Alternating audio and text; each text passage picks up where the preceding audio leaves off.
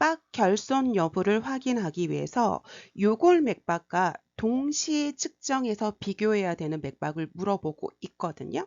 그러면 우리 대부분의 맥박은 요골 맥박을 측정을 하잖아요, 여러분. 대부분의 맥박은 요골 맥박을 측정을 하죠, 여러분. 이 요골 맥박을 측정을 하는데 이 요골 맥박이라고 하는 건 여기 이렇게 보시면 여기 엄지손가락이 있으면 이 엄지손가락 이렇게 위쪽에 여기를 우리 요골동맥이 있는 부위잖아요. 그럼 이 요골동맥을 이 엄지손가락 있죠? 여기 있는 엄지손가락을 제외한 이 나머지 네 손가락으로 이렇게 측정하면 되거든요. 그래서 이 엄지손가락이잖아. 이 엄지손가락을 제외하는 이유는 이 본인의 이 측정자의 엄지손가락 위에 이 요골맥박이 있잖아요. 그럼 본인의 요골맥박하고 헷갈릴 수 있기 때문에 이 엄지손가락을 제외한 나머지 이 네 가지 손가락으로 측정을 하는 거고 여기는 지금 요골동맥에서 맥박을 측정하는 거죠. 요골맥박이라고 하는 건 요골동맥에서 측정을 하는 거고 우리가 1분간 측정을 하는데 만약에 맥박이 규칙적이다. 만약에 맥박이 규칙적이다. 그러면 우리 1분 다 측정하지 않고 30초 측정하고 곱하기 2 해도 괜찮은 거죠, 여러분. 그런데 이게 손가락으로 이렇게 측정하는 게 아니라 우리 심천 맥박도 있는 거죠, 여러분. 우리가 심천 맥박도 있는 거거든요.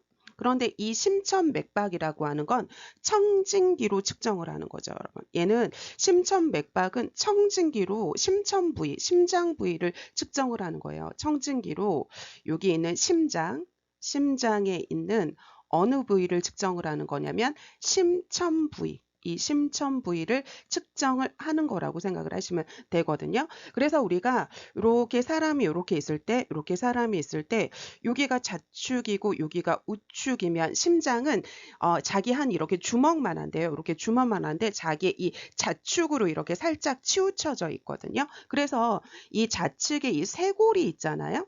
쇄골이 있으면 이 쇄골의 중앙이죠. 이 쇄골의 중앙에서 이렇게 쭉 내려오는 거예요. 그래서 내지 5번째 늑간이 만나는 부위거든요. 그래서 이 심천 부위라고 하는 건 좌측 이 중앙 쇄골선이죠. 이 중앙 쇄골선하고 그다음에 4번째 내지 5번째 늑간이죠. 이 늑간이 만나는 부위, 이렇게 내려와서 이렇게 만나는 부위. 여기 있으면 여기 보시면 여기 이렇게 만나는 부위 있잖아. 여기가 바로 심천 부위거든요. 그래서 얘를 측정을 하는데 근데 심천 맥박은 여러분 지금 청진기로 심장 부위를 측정을 하는 거잖아요. 그렇기 때문에 얘는 반드시 1분간 측정해야 돼요. 반드시 1분간 측정하고 수만 측정하면 안 되고 이게 규칙이라던가 아니면 리듬이라던가 아니면 이런 강도까지도 측정을 해야 된다고 생각을 하시면 되고요. 다음에 이 심천 맥박은 우리가 신생아 있죠, 여러분? 이런 신생아라던가 이 영아는 심천 맥박이 훨씬 더 정확하다고 생각을 하시면 됩니다. 다음에 우리가 요골 맥박이랑 심천 맥박을 측정했을 때 이게 심천 부위에서 측정한 거를 구분해야 되잖아요.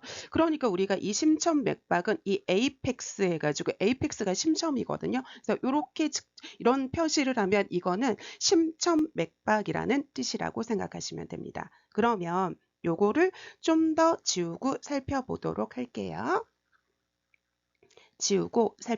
하겠습니다. 제가 여러분들 이거 강조하기 위해서 이게 형광펜으로 해야지 훨씬 더 강조가 돼서 형광펜으로 했는데 이게 글씨가 잘 보이지 않는다고 하셔서 제가 지금 이게 굵기가 2가지밖에 안 돼요. 아주 얇은 거랑 이 두꺼운 형광펜 딱 2가지밖에 안 되거든요. 그래서 요거를 조금 할게요, 여러분.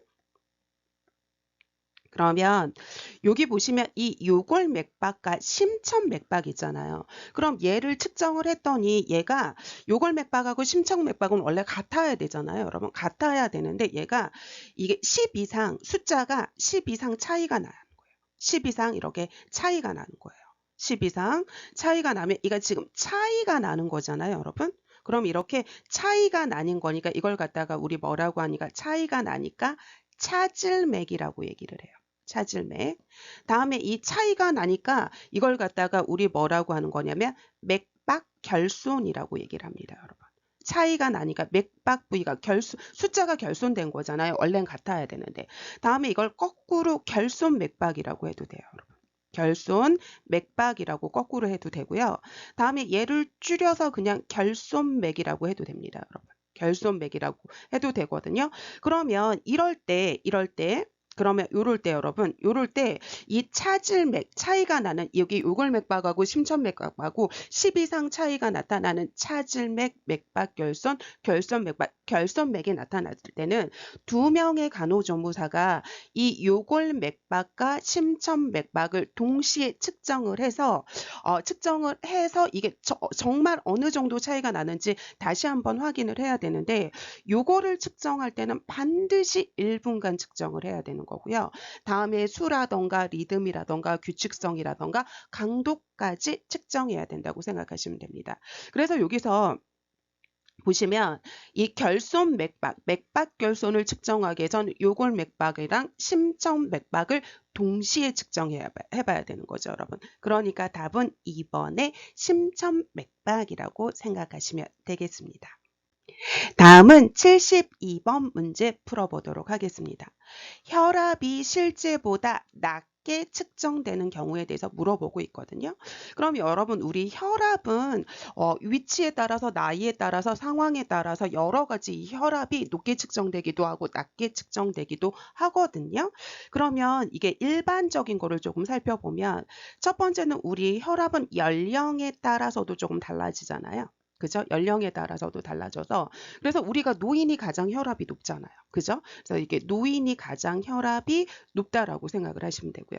다음에 우리가 혈압이라고 하는 건 우리가 수면 시에 혈압이 낮아지죠. 이게 수면을 하면 아무런 활동을 안 하잖아요. 그러니까 혈압이 낮아지고 그리고 우리가 휴식을 취할 때도 이렇게 혈압이 낮아지죠, 여러분. 그런데 세 번째는 우리가 만약에 식후라고 생각을 해서 밥 먹고 났어요. 그러면 이렇게 여기 혈압이 높아지죠. 다음에 우리가 오후 시간이 되면 많이 활동량이 높으니까 이렇게 혈압이 높아지죠. 다음에 우리가 운동을 해도 혈압이 높아지죠. 그죠?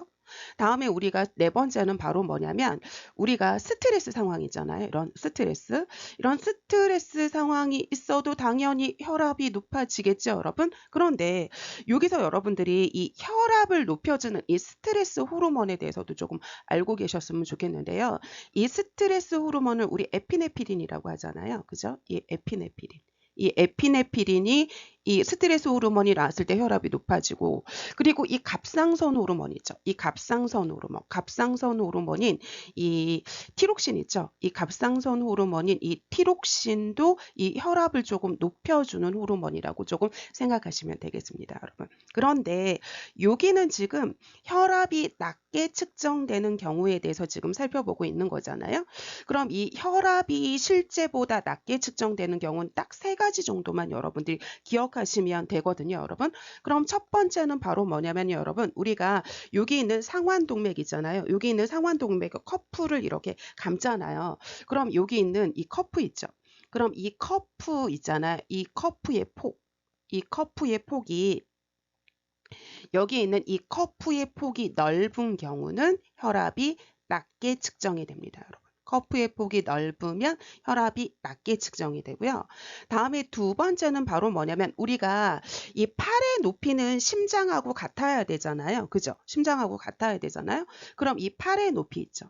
이 팔의 높이가 심장의 높이랑 같아야지만 정확하게 측정이 되는데 이 팔의 높이가 심장보다 높으면 혈압이 낮게 측정됩니다, 여러분. 심장보다 높으면 혈압이 낮게 측정이 된다고 생각을 하시면 돼요. 왜냐하면 여러분 보세요. 우리가 여기 보세요. 여기 가운데 이렇게 심장이 있으면 이 자심실에서 혈액을 이렇게 뿜어내는 거잖아요. 그죠? 그럼 이 혈액의 양이 많을 때 혈압이 높아지고 혈액의 양이 적으면 혈압이 떨어지잖아요. 그런데 팔을 심장보다 높이면 혈액이 이렇게 내려오지 못하니까 혈액의 양이 적어지면서 이게 팔을 높여버리면 혈액이 이렇게 나와야 되는데 높여버리면 혈액의 양이 적어지면서 혈압이 떨어지는 거거든요. 그래서 그래서 여기 보시면 팔의 높이가 심장보다 높을 경우에, 그 다음에 커프의 폭이 넓은 경우에 혈압은 낮게 측정이 되고요. 다음에 세 번째로 여러분들이 하나 알고 계셨으면 좋겠는데, 우리 출혈이죠, 여러분. 출혈일 때 저혈량성 쇼크에 빠지잖아요. 그런데 우리가 쇼크일 때 바이탈 사인에서 가장 중요한 건 혈압이 떨어지는 저혈압 사인이 되게 중요하잖아요. 그러니까 요 세 가지 정도는 반드시 알고 계셨으면 좋겠습니다, 여러분. 그래서 다시 한번 보시면 혈압이 실제보다 낮게 측정되는 경우는 첫 번째 커프의 폭이 넓은 경우, 다음에 팔의 높이가 심장보다 높은 경우, 다음에 출혈이 나타나서 저혈량성 쇼크 상태에 빠졌을 때라고 생각하시면 됩니다. 그래서 여기 5번에 보시면 팔의 위치가 심장보다 높게 하면 혈압이, 이게 혈액이 이렇게 나오지를 못해서 이렇게 높이니까 혈액의 양이 적어지면서 혈압이 낮게 측정된다고 생각하시면 됩니다. 나머지는 혈압이 높게 측정되는 경우라고 생각하시면 되고, 요 세 가지만 생각하시면 됩니다. 다음은 73번 문제 풀어보도록 하겠습니다, 여러분. 우리가 왜 요렇게 사람이 요렇게 있다고 하면, 여기가 지금 인두죠, 여러분. 인두고, 그 다음에 이렇게 식도가 있고, 그 다음에 이렇게 위가 이렇게 있는 거잖아요. 그 다음에 이렇게 비강이랑 연결이 되고, 그 다음에 이렇게 구강이랑 연결이 된 거죠, 여러분. 그럼 이럴 때 이렇게 여기 있는 코이죠. 코, 비강이랑 이렇게 연결을 된 거죠, 여러분. 이렇게 영양액 주머니가 이렇게 있는 거죠. 영양액 주머니, 여기에 영양액이 이렇게 있는 거잖아요. 그죠? 그리고 여기다가 코를 통해서 관을, 이걸 갖다가 우리 레빈 튜브라고 하잖아요. 이 튜브를 레빈 튜브 또는 L 튜브라고 얘기를 하죠. 그죠? L 튜브. 이 L 튜브를 삽입을 하잖아요. 그래서 L 튜브를 코에다가 이렇게 삽입을 해서 위까지 넣어주는 거잖아요. 그래서 보세요, 여러분. 얘가 여기 보시면 얘가 지금 코잖아요. 비강이잖아요. 다음에 여기를 우리 위라고 하죠, 여러분. 그래서 얘를 갖다가 뭐라고 하는 거냐면 비위관이라고 하는 거죠. 이렇게 코에서부터 지금 위까지 넣었다고 해서 비위간이라고 얘기를 하는 거잖아요. 여러분, 비위간이라고 하죠. 그럼 이 비위간에 영양을 공급할 때는 이거를 영양을 공급할 때 우리가 4 내지 6시간 간격으로 영양을 공급을 하잖아요. 그죠? 영양을 공급을 하는데 이 영양을 공급하기 전에 4 내지 6시간 전에 항상 뭐부터 해야 되는 거냐면 윗속에 남아있는 잔여량 체크해야 되는 거죠. 윗속에 남아있는 잔여량을 체크해 봐서 이 잔여량이 100cc 이상이다. 이게 100cc 이상이다. 그러면 이거를 다시 이 윗속에 지금 보세요, 여러분. 지금 이 윗속에 남아있으면 100cc 이상 남아있으면 또 투여하면 안 되잖아요. 그럼 이 투여를 중지하고 보고를 해야 된다고 생각을 하시면 됩니다. 그리고 이 100cc 이상 뽑은 거는 다시 넣어줘야 되죠, 여러분. 왜냐하면 이게 전해줄의 균형을 맞추기 위해서 이 주사기로 뽑아봤을 거 아니에요. 그럼 다시 넣어줘야 되는 거고요. 다음에 이 비위간에 이렇게 용액을 이렇게 영양액을 넣어줄 때는 체온보다 살짝 높은 온도, 이렇게 체온보다 살짝 이렇게 높은 온도로 넣어주는 거고, 그 다음에 30분에 걸쳐서 이렇게 천천히 주입한다라고 생각을 하시면 되거든요. 천천히 주입을 해주는 건데, 왜 천천히 주입을 해주냐면 빨리 들어가면 설사를 유발을 하기 때문에 우리가 이 설사를 예방하기 위해서 30분에 걸쳐서 천천히 주입을 해준다고 생각을 하시면 되고요. 다음에 이 영양액은, 이 영양주머니는 우리가 중력의 원리에 따라서 이렇게 떨어져야 되는 거잖아요. 그러니까 이 영양주머니는 여기 있는 위보다는 높이 있어야 되는 거죠, 여러분. 위보다는 높이 있어야 되는 거고, 그 다음에 이렇게 영양액을 넣어줄 때 이 영양액이 다 들어가기 전에 우리가 이 밸브를 잠가줘야 되는 거죠. 왜냐하면 이 영양액이 다 들어가면 공기까지 들어가기 때문에 이 영양액이 다 들어가기 전에 이 밸브를 잠가줘서 공기가 들어가지 않도록 한다고 생각을 하시면 되고요. 다음에 요걸 살짝 지우고 조금 더 살펴보도록 할게요. 살짝 지우고 조금 더 살펴보도록 하겠습니다. 그러면 우리가 이 비위관 이 L튜브 있잖아요. 이 비위관 이 L튜브 있잖아요. 이 제거는 의사의 지시에 의해서만 제거할 수 있는데 반드시 의사만 제거할 수 있는 거고요. 이거 제거할 때 이 대상자에게 심호흡하라고 하죠, 여러분. 심호흡하라고 하고 호흡을 딱 멈추라고 해요. 호흡을 딱 멈추라고 하고 중간 속도로 제거한다는 것도 알고 계세요, 여러분. 얘를 뭐 천천히 제거한다, 빨리 제거한다 막 이렇게 나오거든요. 그래서 중간 속도로 제거한다는 것도 알고 계셨으면 좋겠습니다, 여러분. 그리고 요거 조금 지우고요. 그리고 여기를 조금 지우면 얘가 이 영양액 주입하기 전에 보세요. 여기 보시면 이 영양액이잖아. 여기 있는 이 영양액을 주입 전 있죠.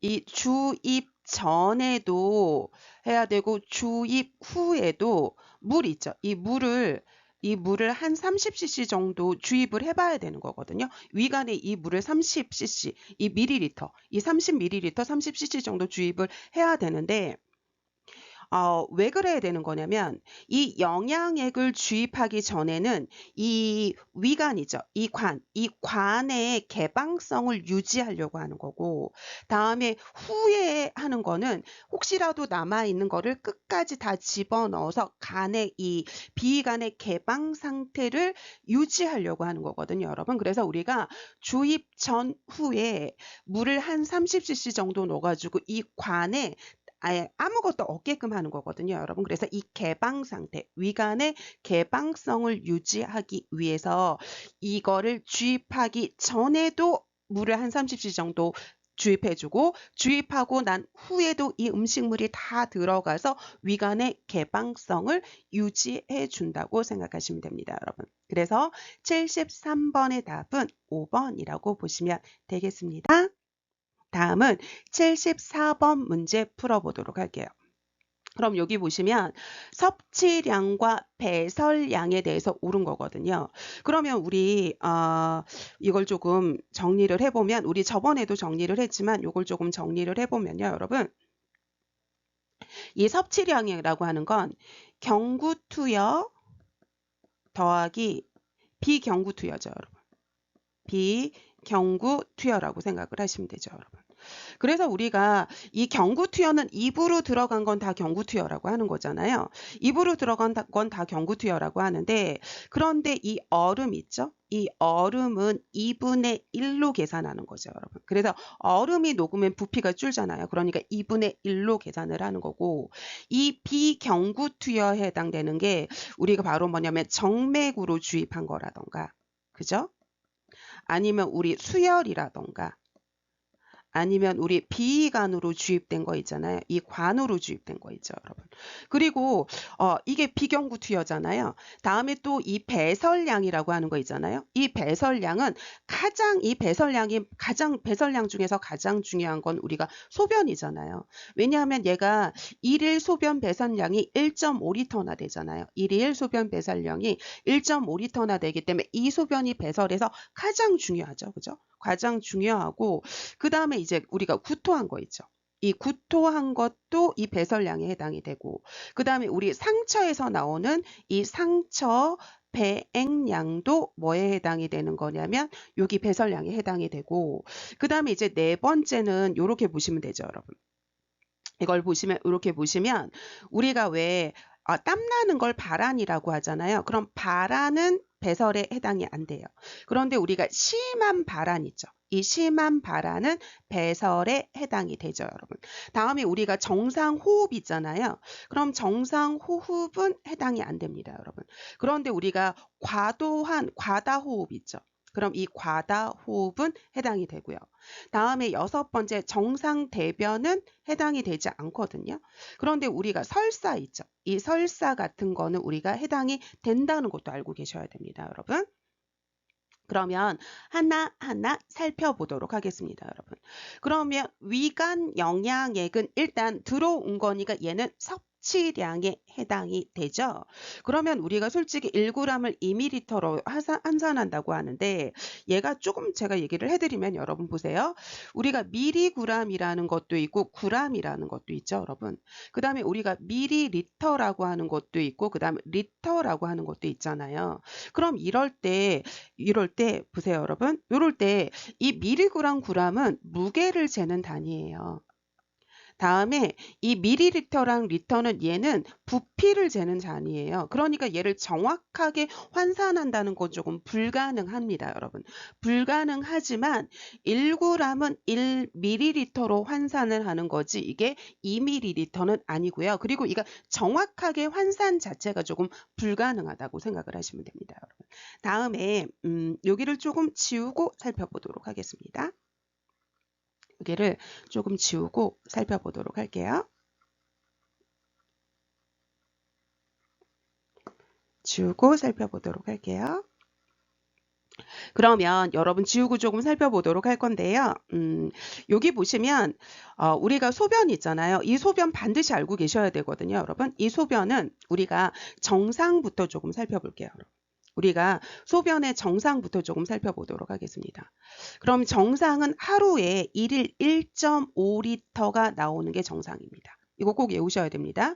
다음에 시간당 50cc가 나오는 게 정상입니다, 여러분. 그런데 얘는 정상인데 우리가 핍뇨라고 하는 게 있거든요. 핍뇨. 그러면 1일 1.5리터가 나오는 게 정상인데 핍뇨는 1일 500cc 이하가 나온다. 그럼 얘 핍뇨입니다, 여러분. 다음에 시간당 50cc가 나오는 게 정상인데 시간당 30cc 이하가 나온다. 그러면 얘는 핍뇨거든요, 여러분. 그래서 여러분 여기 보시면 이 핍뇨 1일 500cc 이하나 시간당 30cc 이하가 나오는 이 핍뇨가 나오면 우리가 즉시 보고해야 되는 상황이거든요. 그래서 이 즉시 보고해야 되는 상황입니다. 그러면 시간당 50cc면 정상이죠. 시간당 50cc면 정상이기 때문에 보고하는 거 아니고요. 시간당 30cc 이하인 핍뇨일 때 보고하는 거라고 생각하시면 됩니다. 다음에 내 몸으로 주입된 거는 섭취량이죠, 여러분. 다음에 정맥 주입은 경구가 아니라 비경구 섭취량에 해당이 되죠, 여러분. 다음에 얼음은 절반의 수분량으로 계산한다 그래서 얼음은 우리가 2분의 1로 계산하는 거잖아요.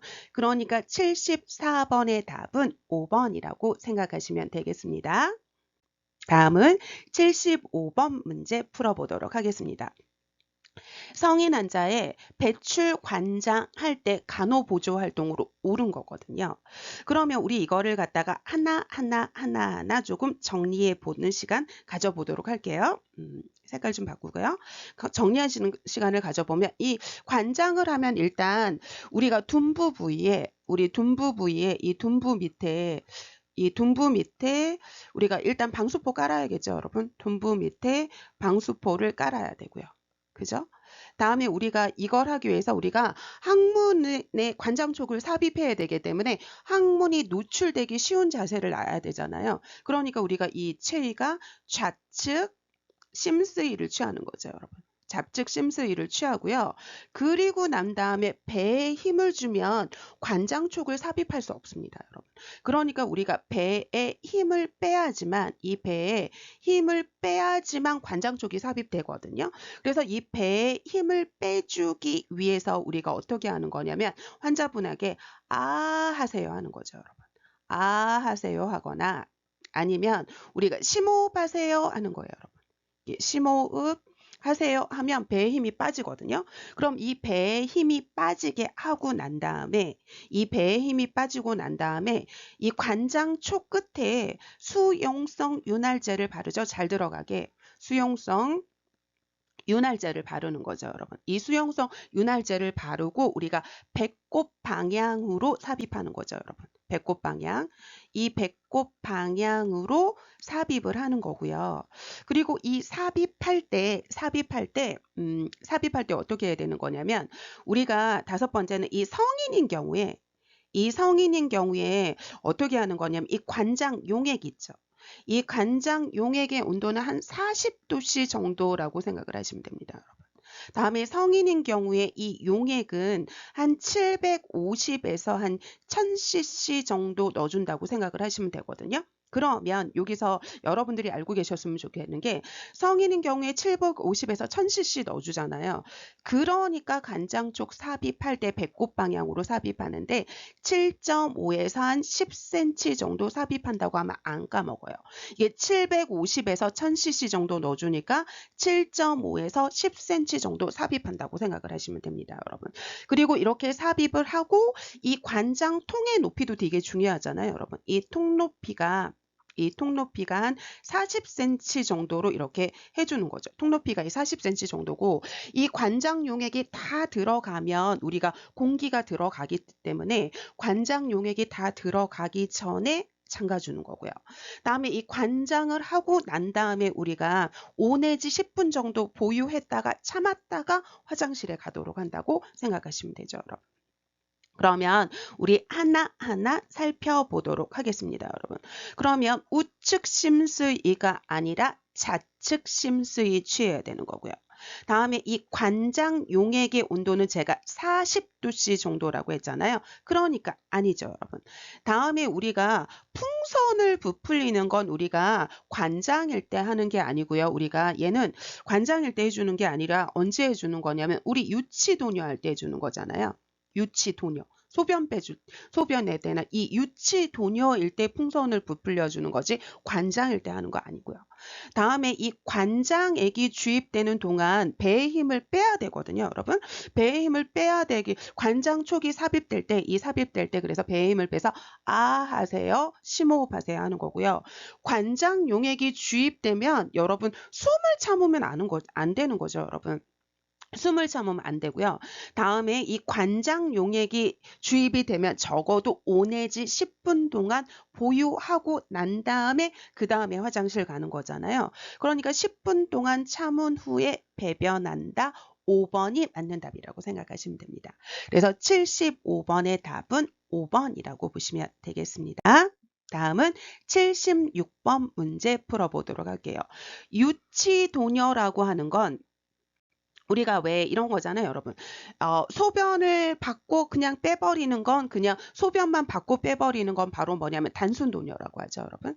단순도뇨라고 얘기를 하는데 우리가 유치도뇨라고 하는 건 이 소변 주머니를 달고 유지하는 거잖아요. 이 소변 주머니를 달고 이 소변 주머니에 소변을 받으면서 이 도뇨관을 유지해 놓는 걸 유치도뇨라고 얘기를 하는 거죠, 여러분. 그럼 이 유치도뇨일 때 우리가 왜 일단 이 위생장갑, 이 비닐장갑, 위생장갑 끼고요. 그리고 난 다음에 우리가 왜 요것도 조금 정리해 볼게요. 요기 올 때 우리가 여자인 경우에는 배에 힘을 빼야지 이 카테터가 삽입이 되잖아요. 그러니까 배에 힘을 빼주기 위해서 배행와이 해주는 거죠, 여러분.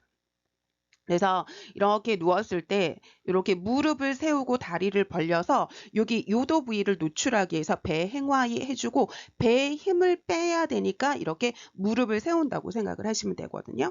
그럼 이 배행와이를 해주고 난 다음에 이렇게 이 회음 부위에 이렇게 소공포라고 하고도 멸균포라고 하는데 이렇게 여기에만 구멍이 뚫린 얘를 갖다가 멸균포라고 해요, 여러분. 얘를 갖다가 멸균포 라고도 하고 소공포라고 이게 구멍이 뚫렸잖아요. 소공포라고도 해요. 그럼 얘를 여기다가 이렇게 해가지고 이 회음 부위만 노출되도록 하는 거죠, 여러분. 이 회음 부위만 노출되도록 하고 그 다음에 우리가 왜 여기일 때 준비물은 우리 유치도뇨관이 일단 있어야 되잖아요. 이 유치도뇨관 폴리카테타가 있어야 되는 거죠, 여러분. 이 유치도뇨관이 있고 우리가 이 단순도뇨는 우리가 단순도뇨 넬락톤 카테타라고 얘기를 해서 이 단순도뇨는 이렇게 있으면서 여기에 이렇게 있는 게 이 단순도뇨잖아요. 그런데 이 유치도뇨는 이렇게 생긴 거죠, 여러분. 이렇게 이게 삽입되는 부위가 있는 거고 그 다음에 여기 이런 식으로 돼가지고 여기는 지금 주사기를 연결되는 부위가 있는 거잖아요. 그죠? 그러면 여기에 이렇게 10cc 주사기를 이렇게 연결하는 거죠, 여러분. 여기에 보시면 10cc 주사기를 연결하고 여기에 이렇게 멸균 증류수 있죠. 이 멸균 중류수를 주사기로 삽입을 하면 여기에 이렇게 풍선이 부풀려지는지 확인하고 얘를 빼고 그 다음에 삽입을 해야 되는 거잖아요. 그래서 풍선이 부풀려지는지 일단 확인을 해야 되는 건데, 그래서 이 10cc 주사기지 1cc 주사기 아니고 멸균 중류수 준비하는 거 맞습니다, 여러분. 다음에 얘가 왜 멸균 중류수여야 되고, 여러분 생리식염수는 안 되거든요. 왜냐하면 생리식염수는 안 돼요, 여러분. 그래서 이 주입 용액으로 이 생리식염수가 안 되는 이유도 여러분들이 알고 계셔야 됩니다, 여러분. 그러면 여기 보시면 여기 있는 이 생리식염수는 식염이니까 여기 나트륨 소금기가 들어있잖아요, 여러분. 그러니까 얘가 어떻게 되는 거냐면 여기 안에 여기 풍선 안에서 이 소금 덩어리 결정체를 만들기도 하고요. 아니면 여기를 이 안에서 부식을 일으킬 수도 있습니다, 여러분. 그러니까 생리식염수 사용하는 거 아니고 멸균 중류수 사용한다는 거 꼭 알고 계시면 좋겠습니다. 그리고 1cc 주사기 아니고 10cc 주사기라고 생각을 하시면 돼요, 여러분. 다음에 요거를 조금 지우고 좀 더 살펴보도록 할게요. 지우고 살펴보도록 하겠습니다.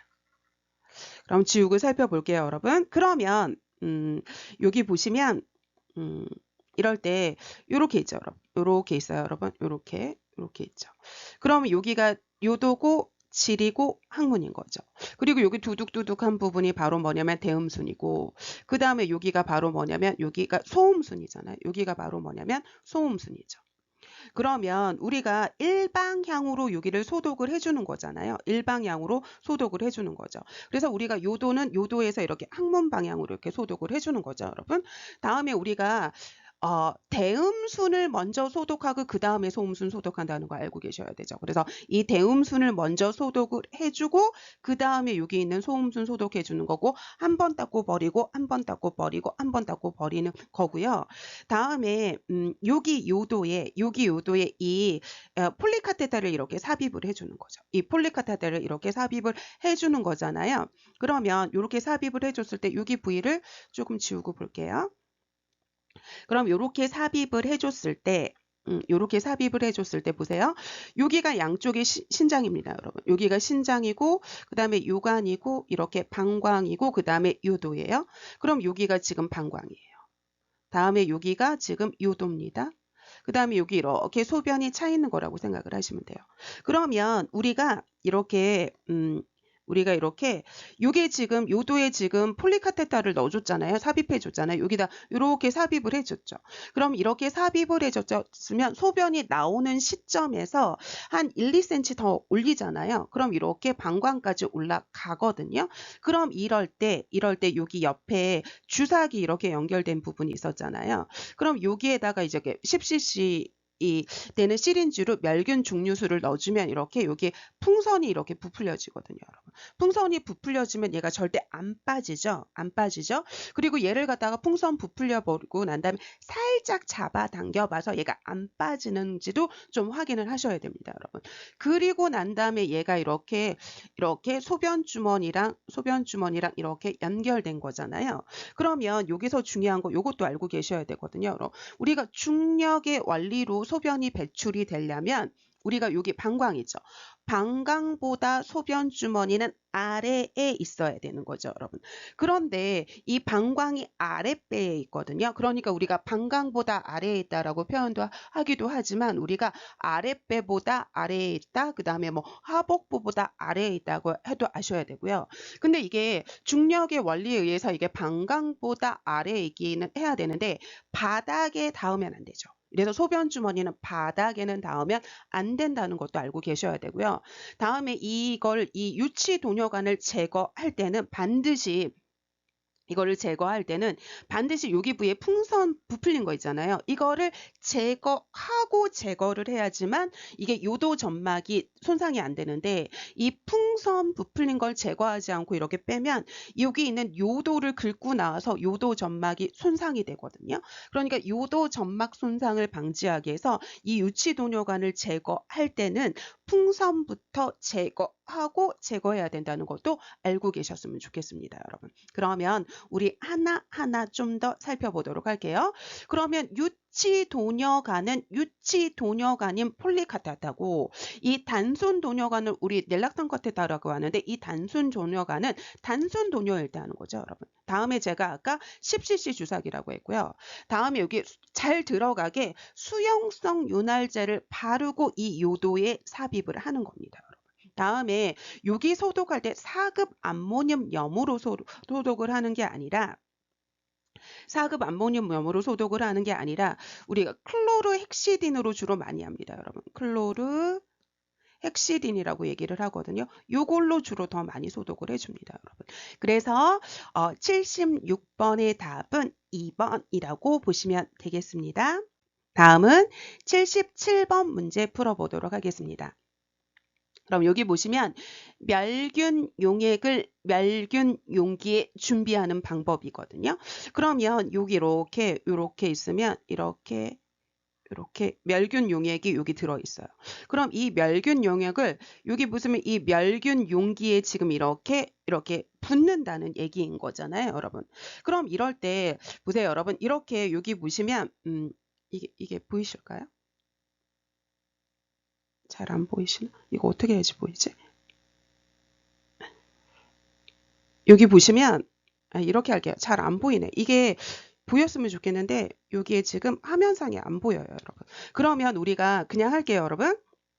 그러면 여기 있는 이 멸균 용기 있잖아요. 그럼 멸균 용기에는 이렇게 품명이 적어져 있을 거예요. 그럼 이 품명도 확인을 해야 되고 이게 어떤 약인지 이 라벨 확인해야 되잖아요. 이 라벨 확인하고 품명 확인하고 그 다음에 이 유효기간 확인해야죠. 유효기간이 넘은 거는 사용하면 안 되잖아요. 그러니까 용역병에 표기된 이 용액명, 이 라벨이라던가 라벨 확인하고 1년 번호를 확인하는 게 아니라 유효기간 확인하는 거고요. 다음에 이 병뚜껑이죠, 여러분. 이 병뚜껑을 만약에 이렇게 땄잖아요. 병뚜껑을 이렇게 이걸 갖다가 개봉을 했어요, 여러분. 개봉을 했으면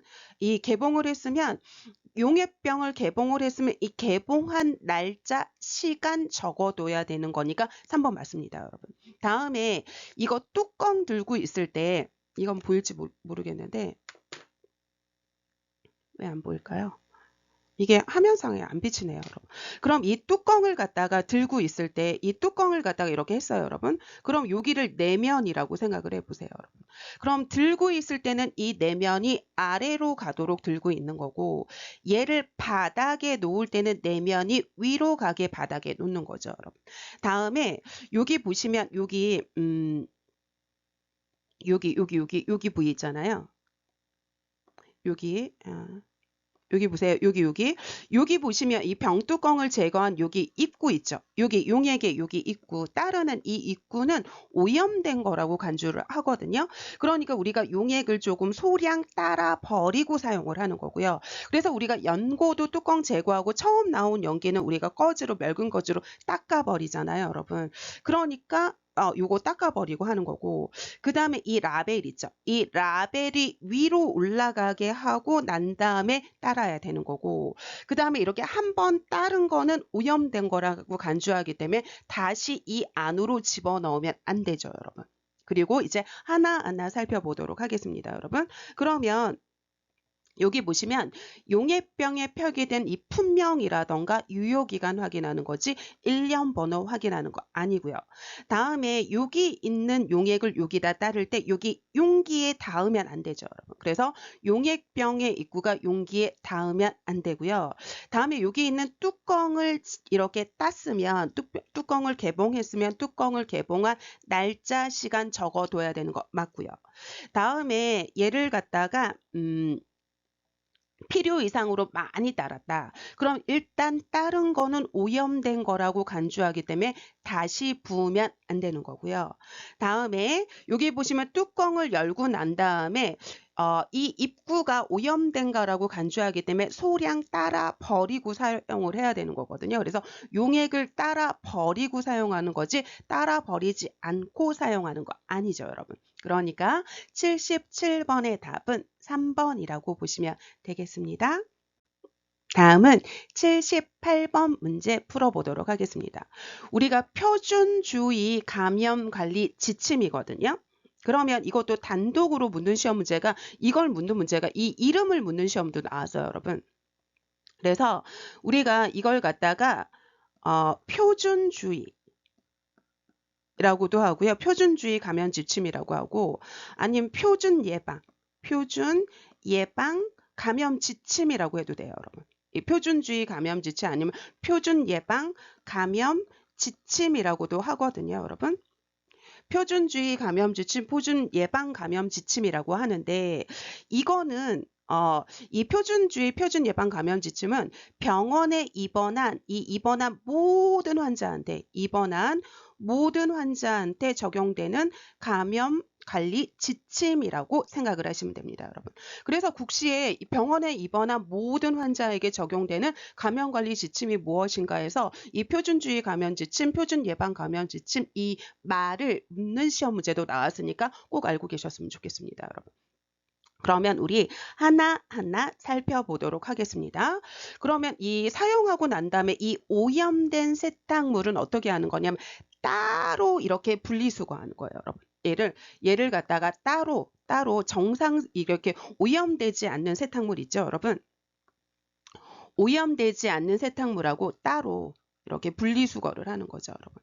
따로 분리수거를 해서 이렇게 따로 처리한다고 생각을 하시면 됩니다. 폐기하는 건 아니고 이렇게 폐기해야 될 건 폐기해야 되지만 우리가 폐기하지 않아야 될 것도 있거든요, 여러분. 그렇기 때문에 우리가 오염된 세탁물은 오염되지 않는 세탁물하고 분리해서 수거해서 따로 처리한다고 생각을 하시면 됩니다, 여러분. 우리가 장갑을 끼기 전에도 손쉽게 해야 되고 장갑을 벗고 난 다음에도 손쉽게 해야 되는 거거든요.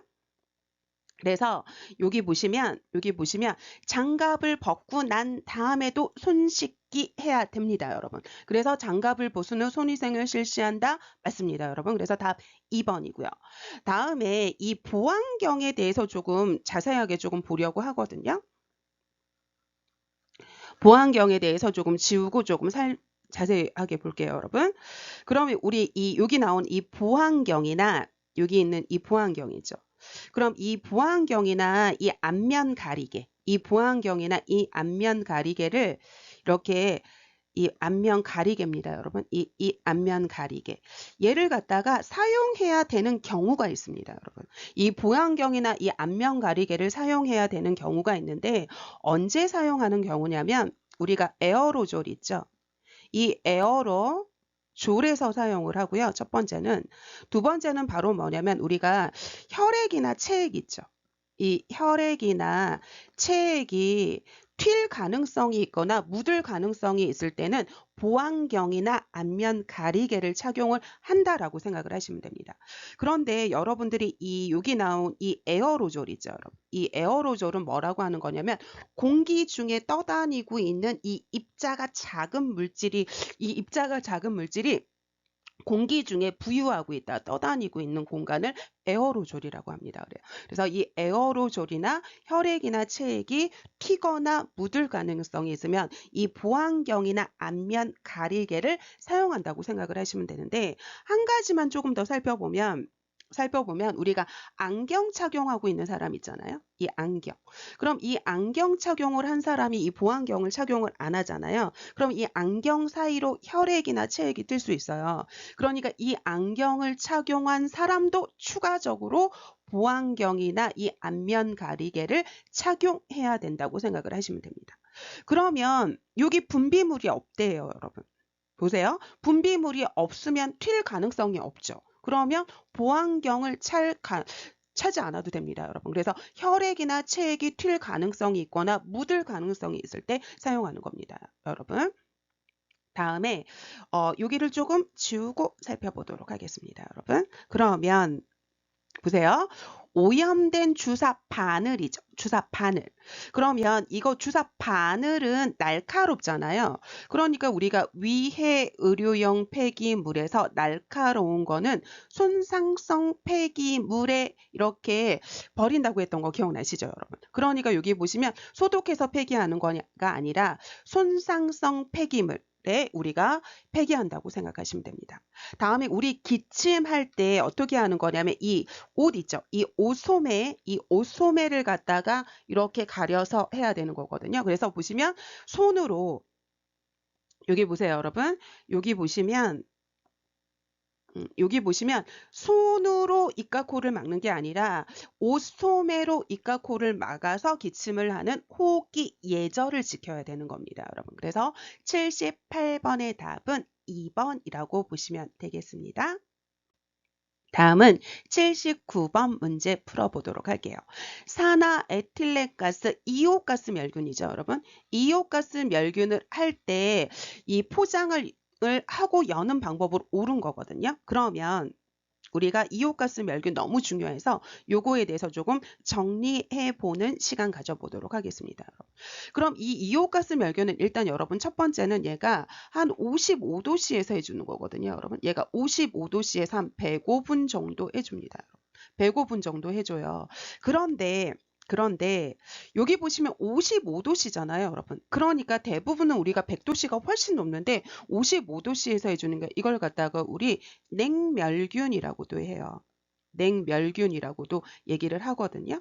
그래서 얘를 냉멸균이라고 얘기를 하거든요. 그래서 이 냉멸균이 키포인트예요, 여러분. 그래서 우리가 높은 온도에서 견딜 수 없는 거는 바로 이 이오가스 멸균 하거든요. 그래서 우리가 높은 온도에서 견딜 수 없는 거 고무라던가 이런 플라스틱 같은 거 있죠. 플라스틱 제품 같은 거는 이 냉멸균 합니다. 그래서 우리 주사기 있잖아요. 주사기 그런 거 이 플라스틱으로 돼 있잖아요. 이런 거 바로 이 이오가스 멸균 하거든요. 그 다음에 우리 카테터 같은 거 이런 거 다 뭐 하는 거냐면 이 지금 이오가스 멸균 하거든요.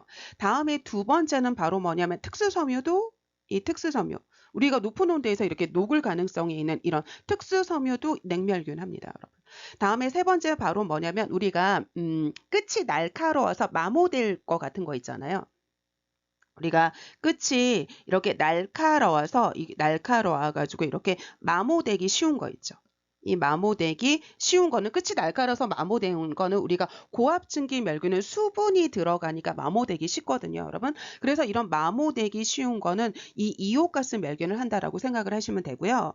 그런데 이 이오가스 멸균은 제가 이 냉멸균이라서 이런 효과가 있는데 이게 가스잖아요, 여러분. 가스를 이용한 거기 때문에 장단점이 있거든요, 여러분. 그럼 장점은 가스를 이용한 거기 때문에 유효 기간이 굉장히 길어요. 그래서 이 유효 기간이 한 2년 정도 된다고 생각을 하시면 되거든요. 그러면 우리 고압증기 멸균은 2주밖에 안 돼요, 여러분. 14일밖에 안 되는데 얘는 유효 기간이 2년이나 돼서 유효 기간이 굉장히 길고요. 다음에 이 가스를 이용했기 때문에 단점도 존재를 하거든요. 그래서 멸균하고 난 다음에 8시간에서 거의 16시간 정도 이 가스를 빼는 환기를 해야 되는 게 요거의 가장 큰 단점이라고 생각을 하시면 됩니다, 여러분. 그럼 우리 하나하나 살펴보도록 하겠습니다.